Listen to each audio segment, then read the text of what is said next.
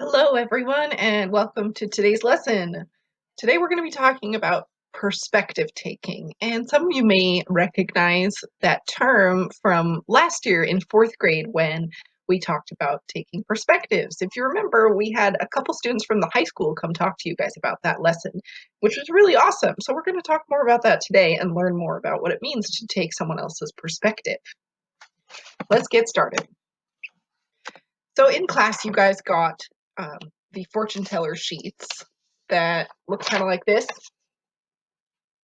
And on the sheet, you were given this template right here to use to fold into a fortune teller.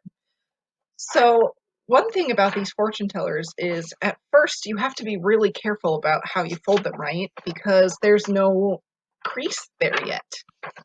But when you fold it once and crease it, after you've folded it that one time, it becomes easier to fold it again. It remembers that spot. The paper has this crease in it, so that if you wanted to fold it in that spot again, it's easier to do it the next time. And the more you do it, the easier that it is to fold at that crease. Well, we've been learning a bit about the brain and how our brains work, and this folded crease reminds me a bit of how our brains work. Let me tell you why. So the more you practice something, the easier it gets for your brain to know what to do. It's like memory. When you learn a new activity, for example, a new type of math, like when you learned how to subtract for the first time, it might have been hard. You didn't understand what subtraction was. Your brain had never heard that before. You were like, wait a second, I instead of putting them together, I take it away. Yeah, so your brain had to get used to that idea and create the connection in your brain so that next time you practice subtraction, it was a little bit easier. Your brain was like, oh, I recognize that word subtraction. I know kind of what it means. That maybe means I can do subtraction a little bit easier. The more and more and more you practice, the stronger those connections get, and the easier it is to make them happen the next time. That's how we learn. That's how our brains continue to make these connections. The more you do it, the stronger they get, and the easier it is to work on next time. Sometimes there are certain tasks or skills that take longer to create those strong connections. You might need to create more connections in your brain, like a web, to help your brain understand something rather than just one connection. So don't worry if some things are harder to learn or take longer than others. That's totally normal. Our brains need time and practice to be able to create those strong connections, those strong creases to make it easier the next time. Now, let me give you a couple scenarios here to think about. If you're in class, I think in Mrs. Williams' class, you guys do reading, and students get to choose the genre of the next read aloud, what would you pick? Would it be poetry or mystery, action, or a fairy tale? Think about it for a second. Which one of those would you rather pick for your next read aloud in class? Okay. What do you think your friends would pick? What do you think the teacher would pick? Would that be different than what you picked? I wonder why. That's what we're going to figure out. Next scenario. The teacher decides on whether the class science trip, if we could go on trips right now, is to a nature preserve with wild animals or to a natural history museum. What do you think the teacher would pick? Would it be the same as what the students would pick? Why would it be the same or why would it be different? Last scenario. Two friends plan to meet after school and either do a craft project or watch soccer practice. Let's pretend you and your good friend are making this choice. Would you choose the craft project or the soccer practice? Would your friend pick something different? Yeah, that's because each of these scenarios talks about different perspectives. Every person, every individual has a different perspective on things they do and things they choose. And we're going to talk about why. One reason is that everyone has different experiences and values and beliefs about life. And that's pretty vague. So let me go a little bit more in detail here. What that means is everyone has a different history. We're all unique, right? We all grew up in different houses with different families, unless you're siblings. But even then, you have a different experience than your brother or sister does. You've been to different places. You have different friends. Your school day is a little bit different. The way your parents talk to you or what they talk to you about might be different. Every person has a different type of experience in life that changes how they see the world and what they choose to do. So maybe if we go back to that example of students getting to choose the genre of their next read aloud, perhaps your sister or brother or friend has seen a lot of fairy tale movies. They really love fairy tale movies and they've seen a lot of them. So they want to read a book about a fairy tale again. But you have a lot of history reading and learning about different mysteries. Maybe you watched a Sherlock Holmes movie or a TV show last year and you thought that was just the best thing ever. So you want to read a mystery. Those experiences, the things that you prefer, change your perspective. Maybe you think mysteries are better, but your friend thinks fairy tales are better. And that's a difference in perspective, isn't it? The next example, teachers decide on whether the class science trip is to a nature preserve or a natural history museum. Your teacher has a different perspective on things than you do, don't they? Your teacher might decide to go to a nature preserve because she feels that your whole class would learn more at the nature preserve than they would at the museum, or vice versa. But maybe the kids don't think that way. They don't think about, you might not think about what type of learning you want. You just think, wow, a nature preserve or a museum sounds really cool and I want to see all the dinosaur bones or the lions or whatever. Because those perspectives are different. Your teacher is viewing the field trip as a learning experience. Students view it as a fun excursion, a chance to see something new. Last is two friends plan to meet after school to either do a craft project or watch soccer practice. And sometimes friends agree on these things because you have the same interests, you have the same perspective on those activities. Maybe you and your friend both really like soccer, so you want to go watch the soccer match. You have the same perspective on soccer, that it's an interesting and fun activity. Maybe you have the opposite perspective, though. Your friend really likes soccer, but you have to watch it all the time with your brother at home and you got really tired of it. And it's just not fun to watch soccer anymore, so you'd rather do the craft project.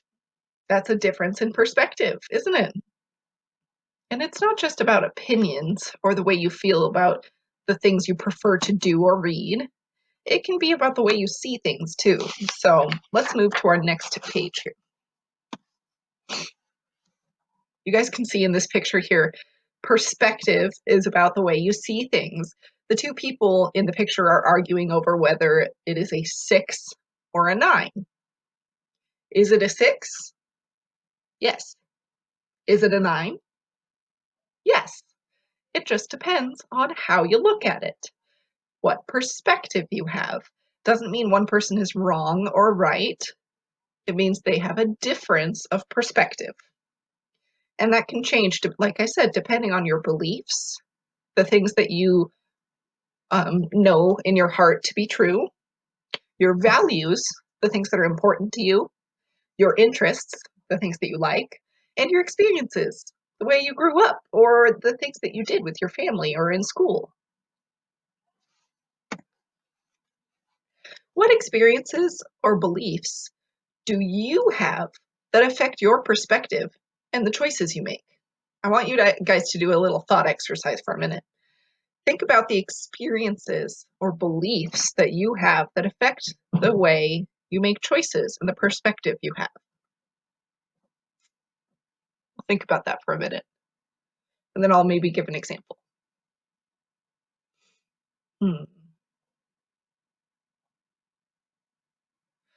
Okay. So when I was growing up, my mom was an art teacher. And because of that, I personally believe that art is an important activity, an important skill for people to have. That's my belief because other people might not agree with that. But I believe it's true because for me, it was important growing up. And that experience that I had growing up with my mom as an art teacher gave me that perspective. So, in the response after this activity, I'd love to hear about what you think changes your experience and beliefs that impact your perspective and the choices you make. What would happen if you always made choices with people who had similar perspectives? This one's a real thinker, isn't it? I like to think of the example you guys know of having groups in classes. If you're in class and you're partnered in a group with people who always agree with you and always do things the same way, what is that like? You might say it's easier, you get things done faster, you always end up with the same answers, which is all great. But what happens if someone with a different perspective and different choices joins your group? Sometimes it can be hard, but sometimes they might add something you never thought of before. Maybe they have a perspective or an idea that you never would have thought of before that. Maybe they make you think about something in a different way. It can be important for us to learn from people who are different than us. So think about that again. What would happen if you always made choices with people who had a similar perspective to you? What would happen? I'll let you guys think about that on your own. Let's use the scenarios from before to think about how people with different experiences and beliefs might solve conflicts mindfully or unmindfully. So if I go back to here, okay, let's say we're looking at this example. Two friends plan to meet after school and either do a craft project or watch soccer practice. You and your friend are arguing about what to do. How do you solve this conflict mindfully? Well, you could talk it over, right? Consider that, oh, maybe they like soccer more because their brother plays soccer. That doesn't mean that they're wrong, right? Or maybe they like doing crafts more because their mom's an art teacher.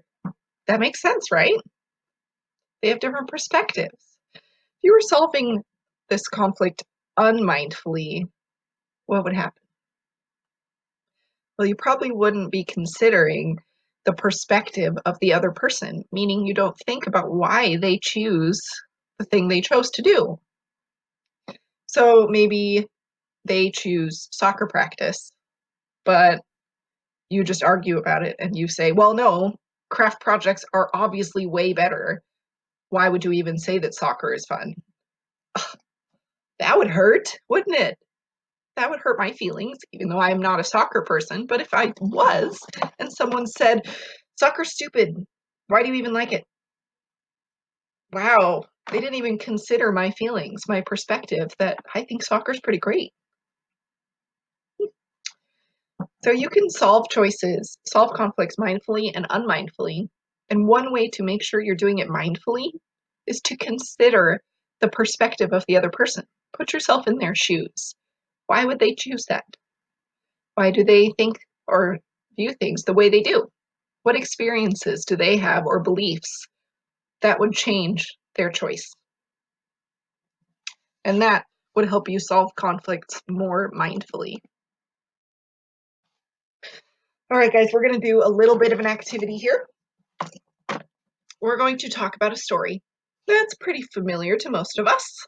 That is Goldilocks and the Three Bears. I'm going to read the story out loud, and I want you guys to pay attention to the characters and the choices they make. Try to think mindfully about why the characters choose to do the things they choose to do in the story. let's get started. Goldilocks and the Three Bears. Once upon a time, there was a little girl named Goldilocks. She went for a walk in the forest. Pretty soon, she came upon a house. She knocked, and when no one answered, she walked right in. At the table in the kitchen, there were 3 bowls of porridge. Goldilocks was hungry. She tasted the porridge from the first bowl. "This porridge is too hot," she exclaimed. So she tasted the porridge from the second bowl. "This porridge is too cold," she said. So she tasted the last bowl of porridge. "Ah, this porridge is just right," she said happily, and she ate it all up. After she'd eaten the 3 bears' breakfasts, she decided she was feeling a little tired. So she walked into the living room where she saw 3 chairs. Goldilocks sat in the first chair to rest. "This chair's too big," she exclaimed. So she sat in the second chair. "This chair's too big too," she whined. So she tried the smallest chair. "Ah, this chair is just right," she sighed. But just as she settled down into the chair to rest, it broke into pieces. Uh-oh. Goldilocks was very tired by this time. She went upstairs to the bedroom. She lay down in the first bed, but it was too hard. Then she lay down in the second bed, but it was too soft. Then she lay down in the third bed, and it was just right. Goldilocks fell asleep. As she was sleeping, the 3 bears came home. "Someone's been eating my porridge," growled the Papa Bear. "Someone's been eating my porridge," said the Mama Bear. "Someone's been eating my porridge, and they ate it all up," cried the Baby Bear. "Someone's been sitting in my chair," growled the Papa Bear. "Someone's been sitting in my chair," said the Mama Bear. "Someone's been sitting in my chair, and they broke it all to pieces," cried the Baby Bear. They decided to look around some more, and when they got upstairs to the bedroom, Papa Bear growled, "Someone's been sleeping in my bed." "Someone's been sleeping in my bed too," said Mama Bear. "Someone's been sleeping in my bed, and she's still there," exclaimed the Baby Bear. Just then, Goldilocks woke up. She saw the 3 bears. She screamed, "Help!" and she jumped up and ran out of the room. Goldilocks ran down the stairs, opened the door, and ran away into the forest. She never returned to the home of the 3 bears. The end. Okay, story questions. What did the characters' actions or words tell you about how they were feeling? Okay, back to this. Goldilocks is tasting the food. What do her actions tell you that she's feeling? Pretty comfortable, hungry, maybe nervous or scared, because it seems like she's kind of lost. I don't know how many of you would walk into a strange house in the woods, but most of the time you wouldn't choose to do that unless you really needed to. What about the bears? What are they feeling in this moment? Frustrated? Nervous? Scared too? Like, "Oh my gosh, there's been someone in my house eating my food. What is happening?" They might be kind of angry too. What do Goldilocks' actions tell you about her beliefs and experiences? Remember that feelings, beliefs, and experiences help us understand the character's perspective or the way they look at things and make decisions. So, if we go way back to the beginning here, let's think about Goldilocks' perspective.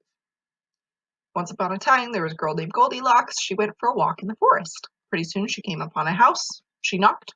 No one answered. She walked right in. What kind of experiences or beliefs does she have that would make her choose to walk into this house in the woods? What do you think? Hmm. Like I said earlier, it could have been that she was taking a walk in the woods and maybe she got scared. She got hungry. She was alone.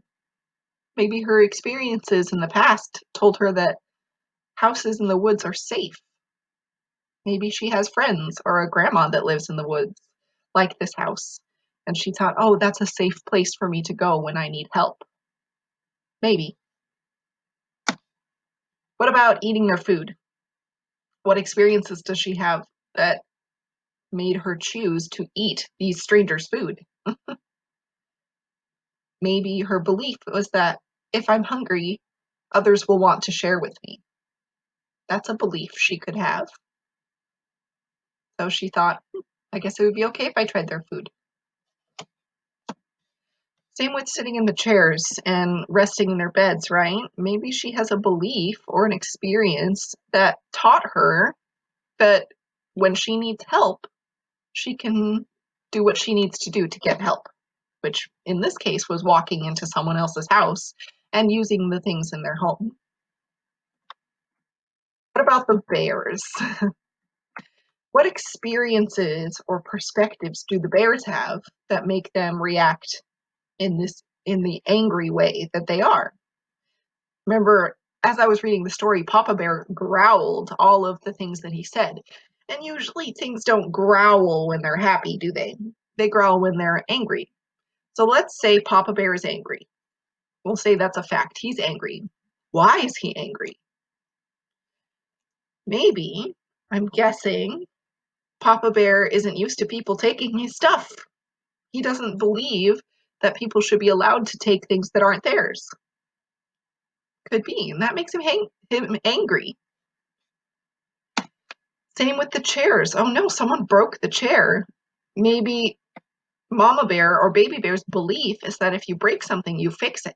So they feel mad that someone else didn't fix the chair when they broke it. Can you guys kind of see how the bears and Goldilocks have different perspectives on the same things that happened in the story? The porridge was eaten. Goldilocks felt okay about that because maybe she had a belief that when she needs help, she can get the help she needs in a place like this cottage. But the bears saw the porridge that was eaten and they felt angry because someone took their food and didn't even ask. Same with the chairs and the bed. Their perspectives on the same things that are happening are very different because their experiences and their beliefs are different. Interesting, right? We can discover a character's perspective by reading and thinking mindfully about their actions. So we just went through that whole story and we were thinking very mindfully about the choices that Goldilocks and the bears made. The different choices they made were because of the beliefs and experiences they had. And by doing that thought process that we just did, by reading through the story and thinking about their perspectives, we were viewing their actions mindfully. Now, after we've done that read through together, you guys are going to find this character perspective sheet on Seesaw. I will read through it with you, and you're basically going to just tell me the same things that I just read to you in the story, but reword it in your own words. So the title of the story here is Goldilocks and the Three Bears. Name of character. You're going to pick one character. You can pick Goldilocks, Baby Bear, Mama Bear, or Papa Bear. One character. Choose an important event in the story.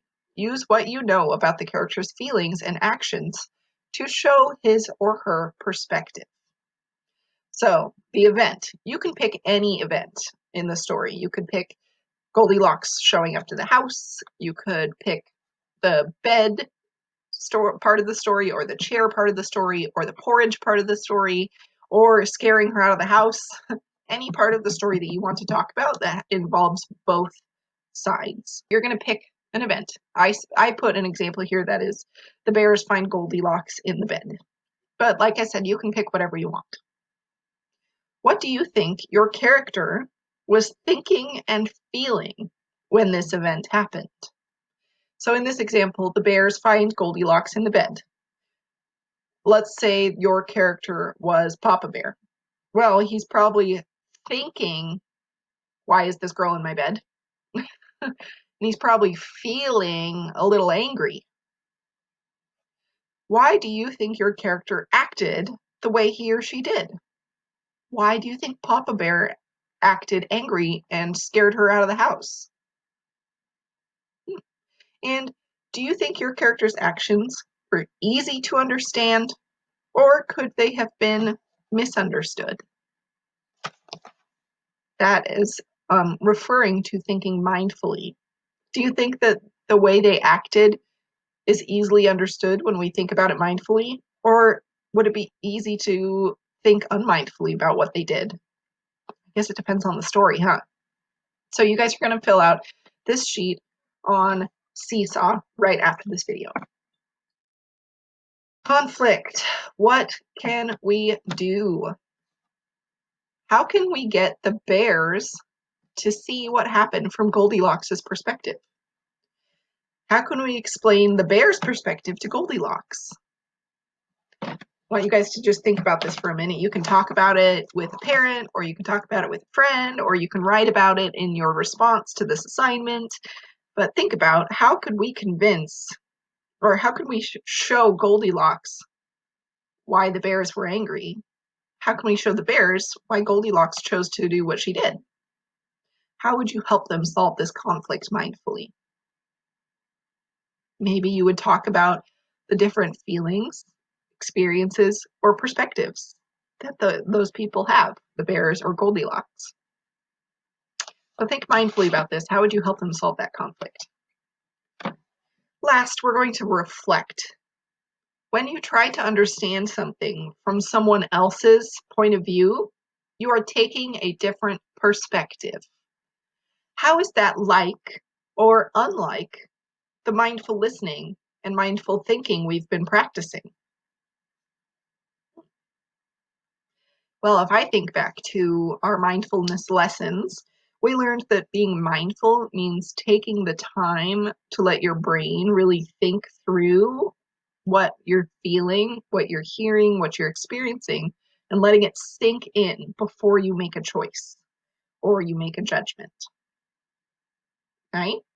So if you take time to see something and understand something from someone else's point of view, you're allowing your brain to let all that information sink in, think about all the different possibilities, and then make a judgment or a choice about understanding someone else's point of view.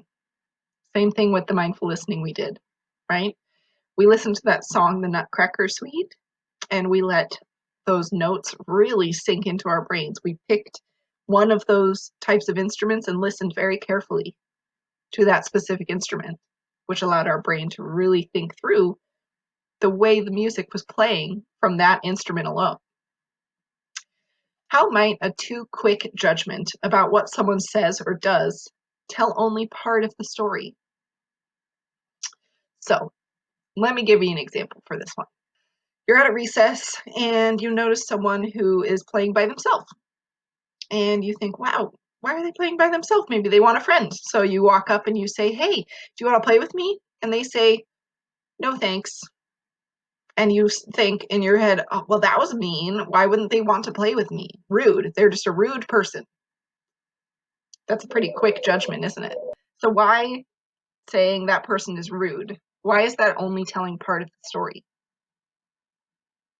Because it's only showing your side, right? You don't know why they said no. Why might someone say no to playing with you at recess? What are some reasons? Well, maybe they were already playing a game by themselves and they wanted to keep playing that game. They were really having fun. Maybe they had a really bad experience yesterday when someone asked them to play and then was mean. So now they're scared to play with someone else. Maybe there's another reason. What we want to do to be mindful in these situations is try to think about and understand someone else's perspective. Perhaps the way you asked them to play sounded really scary. Maybe you're like, "Hi, do you want to play with me?" I don't know, in a mean way or in a scary way. And the kid's like, "Nope, no thanks." So their perspective is different than what yours is, right? You thought you asked them to play really nicely, and they thought, "Wow, that was a lot. I don't really want to play with that person." Could happen. When we judge things too quickly, we're not being very mindful, and we're not considering other people's feelings and perspective. What happens when people are punished without having their perspectives heard? Oh man, I have heard so many stories about this kind of thing happening in school where a student says, "It's so unfair. I got in trouble for no reason." Maybe you got in trouble. Ooh, here's a good one that I've heard a lot, and I bet you guys have too. You get in trouble, or your friend gets in trouble for talking in class when it was actually the person next to them that was talking. But the teacher didn't ask for your perspective. What happens when you get punished for something and you didn't get to have your perspective heard? That feels pretty unfair, doesn't it? So, moral of our story here, moral of the lesson, is try to think mindfully in conflicts or just in daily life about other people's perspectives. Why might they choose the things they choose? Why do they maybe think a little bit differently than you do? Why are you choosing something differently than someone else? Because your perspectives are different. And if we think about this mindfully, we're going to be creating a lot more pleasant, positive interactions with our friends and with our family and everyone around us. So now I want you guys to jump on Seesaw and finish that worksheet that I showed you a couple slides ago. And if you have any other thoughts about the questions that we reflected on here or earlier in the video, write that down. I want to hear about it. I really miss being in the classroom with you guys because we're able to talk about these things and I get to hear your perspectives on all the things we're learning. And I don't get that through Zoom or through our Seesaw stuff. So write something. Tell me what you thought about this. What do you think about different perspectives? Is there a time that you maybe could have used perspective taking when you didn't?